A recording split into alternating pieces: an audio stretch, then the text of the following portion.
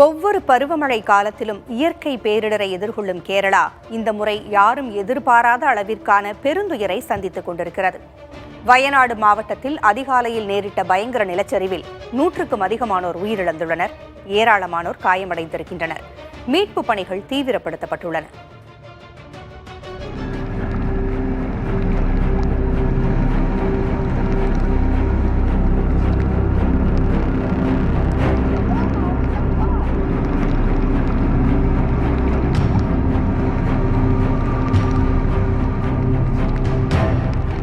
உறக்கம் கலையாத இரவில் நேரிட்ட நிலச்சரிவினும் பேரிடர் கேரளாவை மட்டுமல்ல, நாட்டையே உலுக்கியிருக்கிறது. இயற்கை எழில் கொஞ்சம் பசுமை பிரதேசமான வயநாடு மாவட்டத்தில் முண்டக்கை என்ற இடத்தில் அதிகாலை 1 மணியளவில் முதல் நிலச்சரிவு ஏற்பட்டது. அங்கு மீட்பு பணிகள் தொடங்கிய நேரத்தில் அடுத்த நிலச்சரிவு சூரல்மலாவில் உள்ள பள்ளி அருகே அதிகாலை 4 மணியளவில் நேரிட்டது. கனமழை வெள்ளத்தால் பாதிக்கப்பட்டவர்கள் அந்த பள்ளியில்தான் தங்க வைக்கப்பட்டிருந்தனர். வெள்ளமும் சேருமாக அந்த பகுதியே நிலைகுலைந்து போயிருக்கிறது.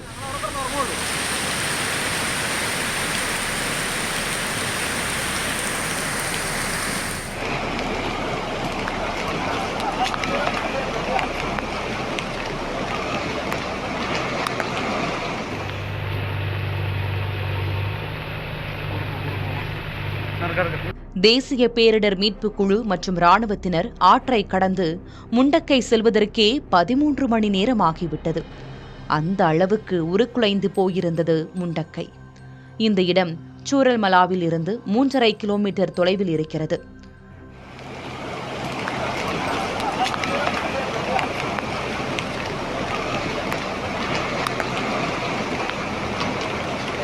நிலச்சரிவில் சிக்கி தவித்தவர்கள் மீட்கப்பட்டு ஜீப் மூலம் அழைத்து வரப்பட்டு அங்கிருந்து ஆற்றை கடக்க கயிறு கட்டப்பட்டிருக்கிறது. கயிற்றின் மூலம் மறுகரைக்கு கொண்டு செல்லப்பட்டு அங்கிருந்து மருத்துவமனைக்கு அழைத்துச் செல்ல ஏற்பாடுகள் செய்யப்பட்டுள்ளன.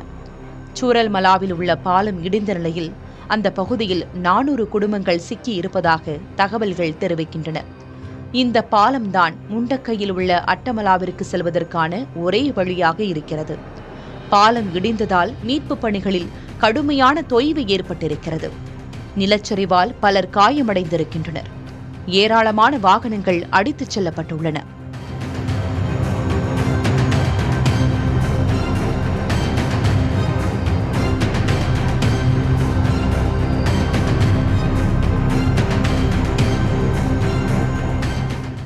அனைத்து விதமான மீட்பு குழுவினரும் ஆற்றை கடக்க கயிற்றையே பயன்படுத்தும் நிலை உள்ளது. மீட்பு பணிகளுக்கு இராணுவத்தின் உதவியை கேரள அரசு கோரியுள்ளது. வான்வழி மீட்பு பணிகளுக்காக சூலூர் விமானப்படை தளத்திலிருந்து 2 ஹெலிகாப்டர்கள் வரவழைக்கப்பட்டுள்ளன.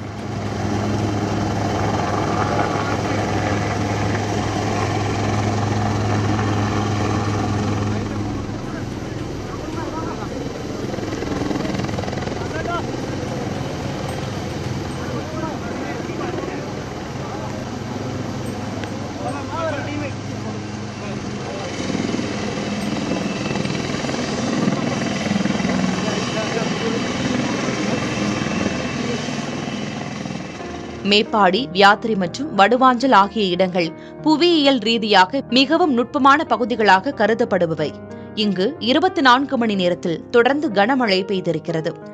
மேற்கு தொடர்ச்சி மலைப்பகுதிகளில் பெரும்பாலான இடங்களில் 24 மணி நேரத்தில் 30 சென்டிமீட்டர் அளவுக்கு மழை பதிவாகியிருக்கிறது. அதீதமான மழை பொழிவும் நிலச்சரிவும் அந்த பகுதியை முற்றிலுமாக உருக்குலைத்திருக்கிறது.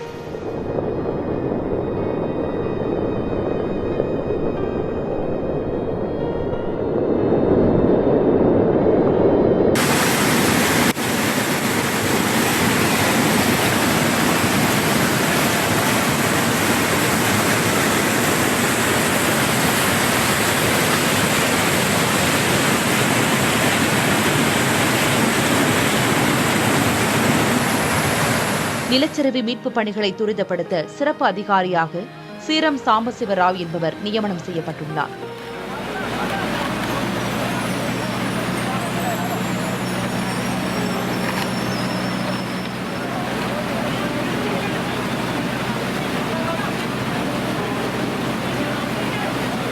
யாத்ரி, கல்பேட்டா, மேப்பாடி உள்ளிட்ட இடங்களில் மருத்துவமனைகள் தயார் நிலையில் வைக்கப்பட்டிருப்பதாக அந்த மாநில சுகாதாரத்துறை அமைச்சர் வீணா ஜார்ஜ் தெரிவித்திருக்கிறார். மருத்துவ அவசர நிலைக்காக தொடர்பு கொள்ள வேண்டிய எண்களும் அறிவிக்கப்பட்டுள்ளன. வயநாடு துயரத்தை ஒட்டி கேரளாவில் 2 நாட்கள் துக்கம் அனுசரிக்கப்படும் என்று அந்த மாநில அரசு அறிவித்திருக்கிறது.